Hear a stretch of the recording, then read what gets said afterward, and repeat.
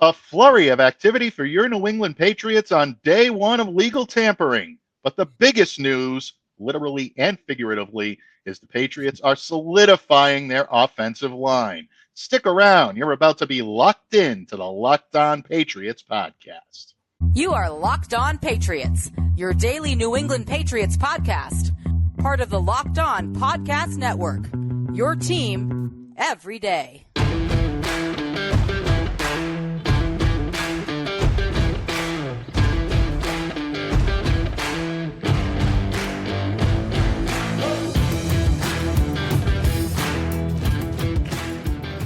Hello to all of you Foxborough faithful, and thank you once again for making Locked On Patriots a daily part of your New England Patriots coverage and also your first listen every day. Remember, Locked On Patriots is free and available on all platforms, including YouTube, so smash that subscribe button and download and follow wherever you get your podcasts to ensure that you get the latest episode as soon as it's available. And don't forget, Locked On Patriots is a proud part of the Locked On Podcast Network, your team every day.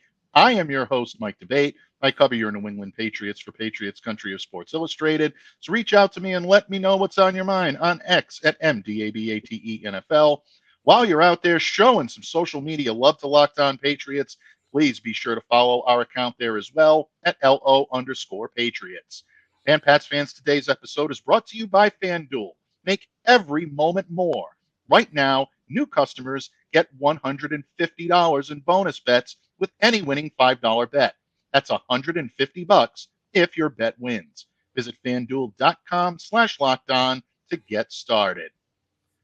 And Pats fans, what started out as a relatively slow day on the first day of legal tampering, the wolf came out at night. The New England Patriots making a flurry of moves after the sun went down. And here today to break it all down with us is our resident voice of reason, my good friend, columnist extraordinaire at PatsFans.com, as well as being the host of another amazing Patriots podcast, Patriots 4th and 2, alongside Derek Havens.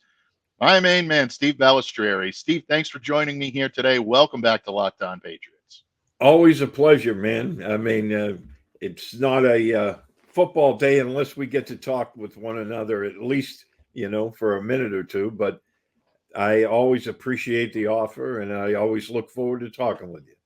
Absolutely, my friend. And you know what? The feeling is definitely mutual. It's why we always have you back, and it's why we always relish the opportunity to poach your wisdom and counsel a little bit. And we definitely need your reason here on Locked On Patriots today, because a lot of moves made by the New England Patriots, a lot of retention of internal talent, which I think is a smart way to begin the free agent process. So far, so good in terms of what Elliott Wolf and the crew are doing over at One Patriots Place. But where can we begin with the biggest news of the day for the New England Patriots? And I said that, folks, to open the show literally and figuratively. Mike Onwenu returning to the New England Patriots on a reported 3-year, $57 million deal. That includes $38 million guaranteed. Nice payday for Mike. Compared to what we were seeing earlier in the day from some of these guard and tackle money being thrown around, looked like Mike was in line for maybe the triple digits here. So I think a very reasonable deal for the New England Patriots, but a smart one. This was great from start to finish. It's great to have Mike Onwenu back in the fold, bud. Oh, absolutely. Yeah, like you, I was watching some of the money that was being thrown around early to, interior guys, and I was thinking to myself, wow, Onwenu's going to be up there in the triple digits too, but they were able to convince him to come back. And like you said, I think that's a very reasonable deal for a guy that's as good and versatile as he is. We don't know their plans right now. I mean, they could be considering moving him back to guard or keeping him at right tackle. I mean, they also signed, the kid from the Steelers who has a ton of starting experience. So this is a good sign for the offensive line moving forward. They're upgrading their tackle positions. If nothing else, Okafor could, he could be your swing tackle. But, I like the moves that they're making. I thought bringing back Mike Onwenu, like you said, was a great move. We've been harping on that since the season ended, that this should be their priority, and they're doing it. I mean, the offense, they need a really good offensive line to do what they have to do. That was one of the weaknesses last year. So this is a very good start. And remember, it's only day one. I mean, Absolutely. yeah, I know a lot of people were, hitting the panic button like we always see every year. They haven't upgraded anything. I beg to differ. Signing your priority guys is always a good move. Right. And, you can't sign, 53 guys who are going to make $100 million. So, you have to do what you have to do. And, we're going to talk about it. But signing Onwenu to me was the big one. And I think that was a great move on their part. And, we'll see what today brings. I'm glad that you mentioned that, because I want to come back to that for a second in terms of signing your own players internally. And I kind of hinted at this coming into this segment, saying that I think Elliott Wolf and crew are doing the smart thing by prioritizing the guys internally in that building that you want to see come back to New England and help solidify this team and build around a solid core.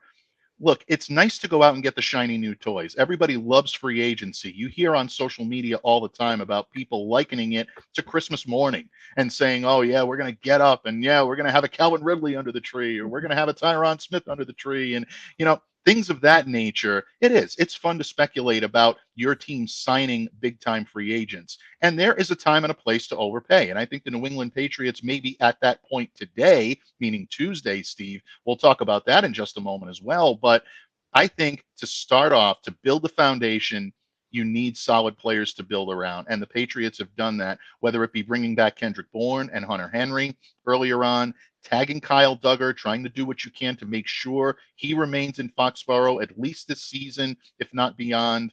And then Mike Onwenu, to me, was the fourth corner of that foundation that you really needed, that solid foundation. Onwenu is, without question, their top offensive lineman.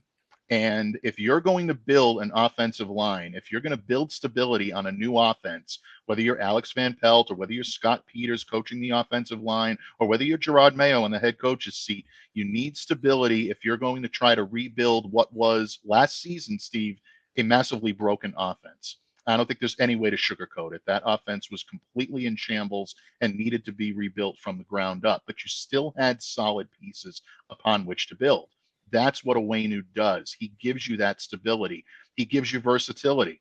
Out of his 850 offensive snaps last year, 194 at guard, 656 at tackle. He can play both positions. He's comfortable at both positions. We'll see what the Patriots have in store. I think it's interesting that bring in Okofor and maybe looking for additional, tackle or guard help.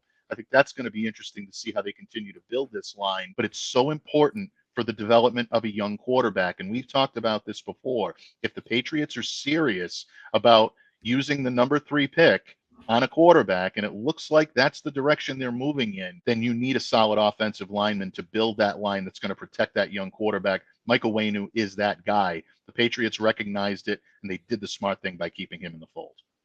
Oh, yeah, absolutely. I think it was a great move for them. I think it was necessary. They wanted to keep him. You don't want to replace both tackles if you don't have to. And, right. We kind of figured they were going to let Trent Brown go and not try to bring him back. And, re-signing Onwenu, I think, is a really good move on their part. He helped solidify things on that right side once he moved out to tackle. And, once they get their pieces in place with a new offensive system, we'll see where it brings them. But I think, like you said, they're off to a very good start here. And it's just the start. Mm-hmm. We're not saying they're ready to go, by no means. They need to upgrade, but at different positions as well. But like you also mentioned, bringing back Hunter Henry, Kendrick Bourne, these were guys that were productive for you, even in the system that was broken, and so you have to sign your own guys first.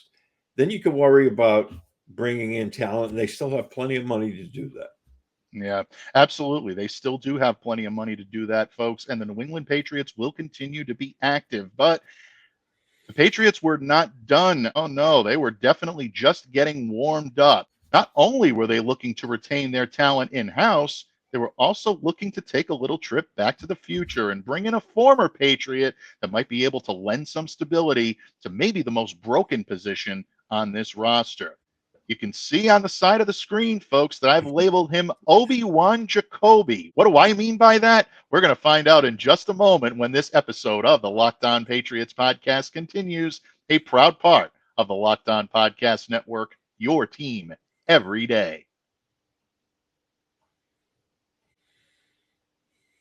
Patriots fans, thank you once again for joining us here today on Locked On Patriots. It is Tuesday. It is day 2 of the legal tampering period. Of course, the New England Patriots, as with the other 31 NFL teams, will have to wait until Wednesday at 4 p.m., the official start of the league year on March 13th, to make all of the deals that they made on Monday official. But here today to break them all down and to tell you exactly what they mean for your New England Patriots is myself, joined by my good friend, a resident voice of reason here on Locked On Patriots, Steve Balestrieri of PatsFans.com. And Steve, in the previous segment, obviously we sung the praises of Elliott Wolf and the Patriots Brain Trust for making the deal and bringing back Mike Onwenu, making sure that he will be in the fold for the foreseeable future as the Patriots look to rebuild not just their offensive line, but their offense as a whole. And now the Patriots need to move to another problematic position that the Patriots have had. We've already seen them make moves to try to clear the air, for lack of a better term. I'll be diplomatic when I say that. But Patriots trading Mac Jones over the weekend, or deciding to trade Mac Jones over the weekend. That will be official on Wednesday as well, folks. Going to the Jacksonville Jaguars for a 6th-round pick, number 192 overall. But you knew something else was coming. You knew the Patriots were not going to go into this season with Bailey Zappi and Nathan Rourke as quarterback 1 and quarterback 2. You knew there had to be another move coming. We all expect the big move to come in the draft. Number 3 overall, Drake May, Jaden Daniels, maybe Caleb Williams, who knows, but one of those 3 guys is highly expected to be wearing Patriot blue by the time these teams go into training camp this year. That being said, the Patriots needed a veteran. They needed a presence in that locker room that was going to help take the toxicity out of that quarterback room and put in a positive aura, put in a modicum of leadership. And not only that, but also someone that is capable of taking the ball and starting on any given Sunday. The Patriots got that, and they got that in an old friend in Jacoby Brissett. I playfully put on the side of the screen Obi-Wan Jacoby, and I think you know where I'm going with this, Steve, but we'll talk about Jacoby the player first before we talk about Jacoby the mentor. I still think this kid has a lot left in the tank. I always loved him from day one when he was here in New England. Thought he stepped in admirably in the place of an injured Jimmy Garoppolo, and I thought he did a very good job. He's done pretty well no matter where he's been in the NFL. From an on-field perspective, how good a move was this for the New England Patriots? Oh, I think it was a great move. And, and again, some of the fans were raising, I don't know, their hackles up over this move. And I don't get it. I mean, we've been saying since the end of the season, they need to sign a veteran quarterback that can act as a bridge until the guy that they draft, we're assuming it's going to be with the 3rd pick in the draft. If you sign a very good, veteran presence, someone that can step in and play right away, or, mentor the quarterback or mentor the quarterback as at the same time, the young guy coming in, that's the best way to do it. That way the rookie isn't being forced in before he's ready. And, you and I talked about this. I mean, Jacoby Brissett checks all of those blocks. Not only is he a very good player, he can step in and start at any time, but he's smart. He's very smart. And, he's not one of those ego-driven guys that going to look down at the rookie and not help him in any way. By all stretches of everything we've heard, Jacoby is that guy. And I think he gives them a very good chance of winning. They're going to make additions to the weapons around him. They're already starting to solidify their offensive line. So this is a very good move. Jacoby also played very well in Cleveland for Alex Van Pelt. So Very that's something to keep him, an eye on, because those two have worked together. And obviously Van Pelt trusts him. And that's a big thing right there. You're bringing in a guy that you're bringing in a guy that you trust, and how he's going to react to, anything that's thrown at him.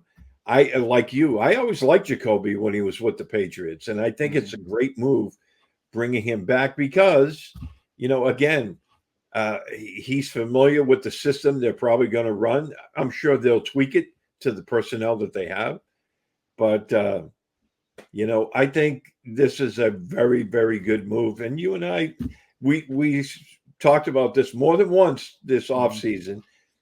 You need that veteran bridge guy. And, I like the fact that the Patriots made it a 1-year deal. Right. Because now, we're going to keep you for this 1 year. If this kid that we're going to draft is ready, this will give you the option of moving on.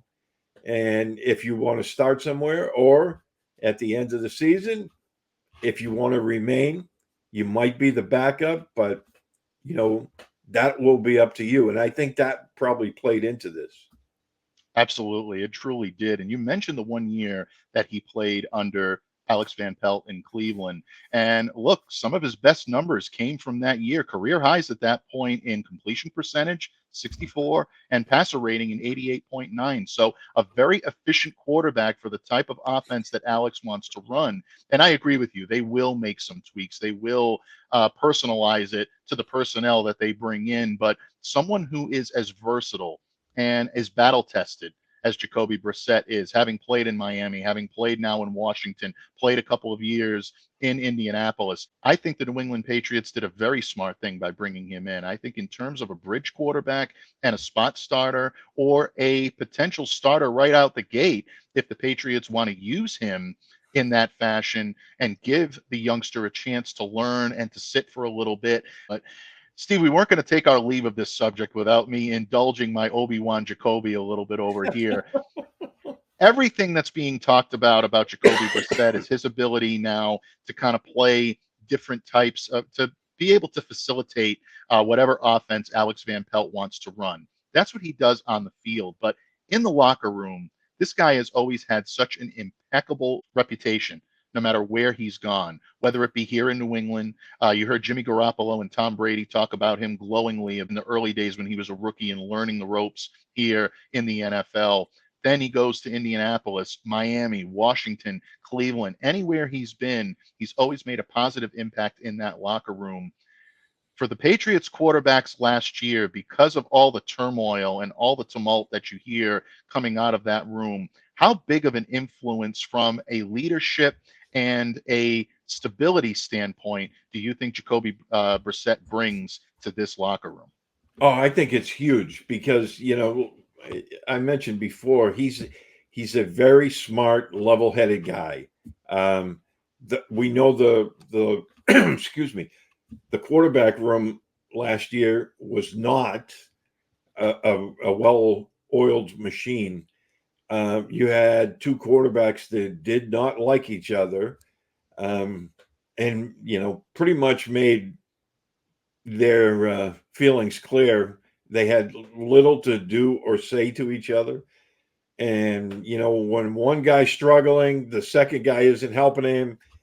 And then, the first guy gets sat down, and then the second guy starts to struggle, and the first guy isn't helping him.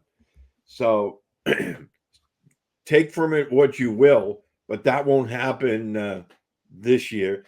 Jacoby will make sure he's a veteran. He's by all accounts, he's a great guy in the locker room, on the field. He's going to help whoever they end up keeping at quarterback or selecting as well, he's going to help mold these guys and show the way of how they're supposed to, conduct themselves on a day-to-day basis on the field as well as off the field. And so I'm looking forward to that as well. I think, you'll see the quarterback play overall elevate because of his presence there. And, I'm curious of how the new coaches are going to work out. Again, I wasn't in favor of getting rid of Bill Belichick, but now that they've made the decision, you have to embrace everything, embrace the new coaches and see what they can do. They still have a very long way to go. But again, they're off to a good start. Absolutely. And again, what it comes down to, folks, is the ability to adapt. And I think Jacoby Brissett has proven that throughout his career. As we talked about many times, stepping in for Jimmy Garoppolo, who was injured, who was stepping in for a suspended Tom Brady.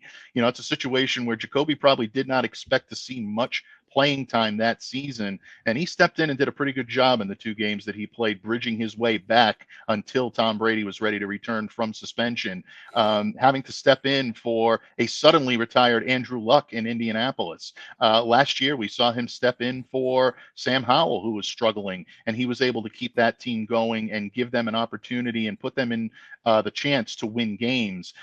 This is something that is so important to impart to a new quarterback, to a young quarterback. And if the Patriots are going to have a rookie signal caller on their roster this year, you're going to need that guy over your shoulder, that wise sage that's been there, that's been battle tested, that can point you in the right direction and is willing to mentor you. As a 1-year deal, that's exactly what this tells me. This is going to be an opportunity to get a young quarterback ready. Jacoby is the perfect guy to do it. Whatever Anakin Skywalker that they're going to bring in at number 3, Obi-Wan's going to be over his shoulder. Jacoby is going to be there directing traffic and telling him where to go, how to deal with certain adversity. That's important as well. So to me, this is a great signing, start to finish. Love this from the beginning, and I think Patriots fans will as well. But Steve, the Patriots were not done. They still were going to add some pieces. Patriots adding a couple of external free agents yesterday, and also bringing back a promising young but still projectional receiver. Steve and I are going to talk about the signings of Sione Takitaki, Antonio Gibson, and the re-signing of Jalen Reagor when we continue on Locked On Patriots, a proud part of the Locked On Podcast Network, your team every day. This show is sponsored by BetterHelp. Locked On listeners, what's the first thing you'd do if you had an extra hour in your day? Maybe go for a run or take a nap, read a book, or maybe spend some extra time with family and friends. A lot of us spend our lives wishing we had more time. But the question is, time for what? If time was unlimited, how would you use it? The best way to squeeze that special thing into your schedule is to know what's important to you and make it a priority. Therapy can help you find what matters to you so you can do more of it. It's helpful for learning positive coping skills and how to set boundaries. Therapy can also empower you to be the best version of yourself. If you're thinking of starting therapy, give BetterHelp a try. It's entirely online, designed to be convenient, flexible, and suited to your schedule. Just fill out a brief questionnaire to get matched with a licensed therapist and switch therapists at any time for no additional charge. Learn to make time for what makes you happy with BetterHelp. Visit BetterHelp.com/lockedon today to get 10% off your first month. That's BetterHelp, HELP.com/lockedon.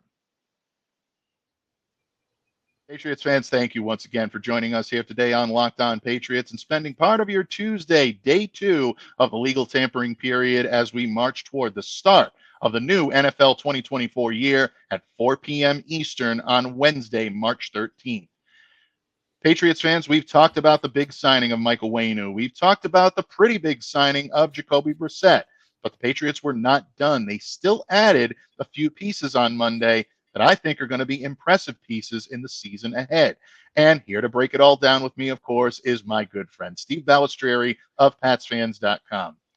Steve, let's start with your area of expertise, because we've talked a lot about the offense. Obviously, Jacoby Brissett and Mike Onwenu being key pieces of the offense. But the Patriots also suffered a defensive loss on Monday. Linebacker Mack Wilson Sr. decided to take his talents to the desert and is signing a deal with the Arizona Cardinals. Patriots were not done in terms of adding to their defense. They weren't going to rest on their laurels that long. Last night, the Patriots, or it was announced that the Patriots were going to sign former Browns linebacker Sione Takitaki to a 2-year, $6.5 million contract. Takitaki started 7 games for Cleveland last season, 66 tackles, 2 sacks, and an interception. Steve, again, the type of sideline-to-sideline speed that the Patriots wanted in Mack Wilson Sr. last year. I think they got some of that when they needed it most. I like this addition. I think Takitaki is going to be good here. What are your thoughts on this? Yeah, obviously they knew Mack Wilson wanted to move on and, secure himself a little bit more cash and have a chance for a starting role elsewhere. And you don't fault a player for that. I mean, you take the money when you can. You never know how long your career is going to last. So, as you said, I tipped the cap to him. I thought he showed last year how good he can be. So, I was hoping they were going to be able to bring him back. But the guy, and the other thing that came out last night was they announced that they're going to release Chris Board, who was brought in as a special teamer by Bill Belichick. So I think the addition of Takitaki is a really good one. He showed when he did start last year that he can play defense. He's also a very good special teams guy. So you're replacing Mack Wilson and Chris Board with maybe one guy. He's a guy that's going to contribute on defense as well as special teams. So I think it's a really solid move on this, on the Patriots' part. And again, he's not going to be an all-pro, on defense, but you need these solid depth guys. And especially, like you mentioned, that speed, that was something that Mack Wilson showed, down the stretch last year. So I think it's a really good move on their part, kind of an underrated good move because it's not going to move the radar a lot in, national media type of exposure, but down the road, it'll pay dividends. Yeah, absolutely. And you knew the Patriots wanted to act quickly to try to fill that role. It was an important role last year. You saw the value of players like that, especially when a guy like Matt Judon goes down. You want to make sure that you've got speed in that linebacker score. And Takitaki definitely provides that, and he provides an explosiveness that I think is going to be very good, whether it's in a more reserve role or whether he has the chance to maybe make it a spot start on occasion as well. So good move there. New England Patriots also bolstering, I think, perhaps a bigger need than a lot of people were giving it credit for. But Steve, you and I talked several times here on these airwaves about the Patriots' need for a third down pass catching back. They got that in running back Antonio Gibson from the Washington Commanders. I really love this signing. This could be a very under the radar, great move for the New England Patriots. Multifaceted skill set on this kid. 2,643 yards on 642 attempts with 22 touchdowns in his tenure in Washington. But here's where I think he's going to make the most impact with New England. 172 passes caught, 1,283 yards, and 7 touchdowns. This is the kid right here that I believe is going to bring back the James White type of role here in New England. That pass catching back that you can rely on in short yardage situations, especially on third down. I really like this signing for the Pats. Oh, yeah. And, that was the one thing you and I talked about all last season. The one thing they were missing, as well as, more production from the wide receivers, was that third down role, that James White, Shane Vereen, Danny Woodhead type third down back. Mm-hmm. And Kevin Falk, they've always kind of had that guy. And they didn't have that last year. And, bringing in Gibson, I think is a really, really good move on their part. I think he caught 48 or 49 passes last year. I think he will probably see his role expanded with the Patriots offense. And the one thing to remember about this guy is you can line him up in the backfield and shift him out. He's played wide receiver too. And that kind of versatility goes a long way, in those third down situations, because now, he lines up in the backfield, and when you shift him out, he may be covered by a linebacker, which is a mismatch for him. And, I think he'll be a really good valued addition, with the offense. Yeah. Also, folks, do not sleep on this capability. This kid has the ability to return kicks as well. Very adept at this. Since 2022, he's returned 35 kicks for 826 yards and averaging 23.6 yards per return. Patriots relied on a committee last season after Marcus Jones went out. One of the guys they relied on was Jalen Reagor, who I'm going to ask you about in just a moment to close things up here. But don't be a bit surprised during training camp to see Gibson back there returning kicks. It's something that I know he can do. He's got the breakaway speed to do it.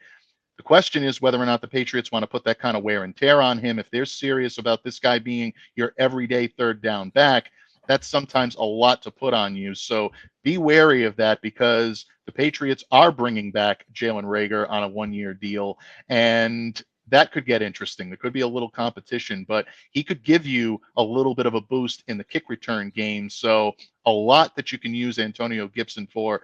Great signing. But Steve, that does lead me quite nicely into my last question for you today. Obviously, Jalen Reagor caught everyone's eye in Week 17 when he returned a kickoff 98 yards for a touchdown against the Buffalo Bills. Clearly, a lot of breakaway speed. This kid ran the 40 in 4.47 back in 2020 when he was a blue chipper coming out of college. It hasn't panned out the way everyone hoped, but there's a lot of untapped potential here. Do you think the Patriots see something in this kid, or is this simply a way of keeping a talented player in the fold for now until they see what he really has in training camp? That's a great question, Mike. When I look at Reagor, like you said, I see a lot of unrealized potential. He made a couple of catches down the stretch. If he can contribute as a wide receiver as well as a return guy, I think that's a huge bonus. And now they're going to give him his shot this year to show that he belongs. We saw that electric kick return against the Bills. And like you said, when he hit, I think it was about the 25 or 30 yard line, he kicked it into that extra gear, and he looked like he was shot out of a cannon. So, those are the kind of things that you love to see with your special teams unit. I think he's going to be returning kicks a lot. And if he can contribute anything as a wide receiver, all the more power. There's going to be times when you want to flood the field with wide receivers. And, if you have a guy with speed like he does, that's able to run routes and catch the football, then, he may get an extension before the year's over. So I think this is a good prove-it year for him. And, again, you already have this guy on the roster. You've seen what he can do. He did, figure in on a few passes near the end of the year down the stretch. And I think he's a good depth signing. I'm not going to sit here and tell you he's again a deal break, coming out where he's going to be an all-pro or anything. But you need these depth guys. You need returners, something they haven't had, especially with Marcus Jones being hurt last year, who was a very good returner in his rookie season. So. Having someone like Jalen Reagor in this fold is not a bad thing, folks. There is a lot of, like Steve said, untapped potential. There are times where we've seen him make catches in the open field. Made a phenomenal catch in the season finale against the Jets. Unfortunately, the Patriots couldn't capitalize on that. But, this kid has shown the ability to be a contributor at receiver. And again, the speed is undeniable, especially in kick returns. So If that's the niche that this guy is going to carve out here in New England, could do a lot worse than to find someone like a Jalen Reagor being a little bit further down your wide receiver depth chart.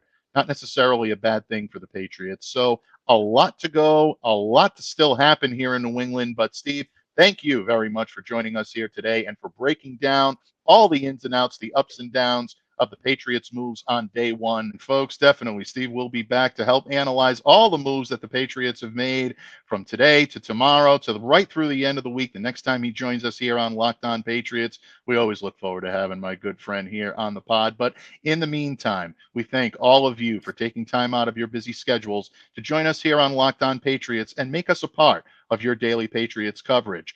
On behalf of my good friend Steve Balestrieri, I'm Mike Debate, reminding you all to stay safe and to stay well and to be the change you wish to see in the world. Have a great day, everyone, and we'll see all you everydayers back here tomorrow on Locked On Patriots.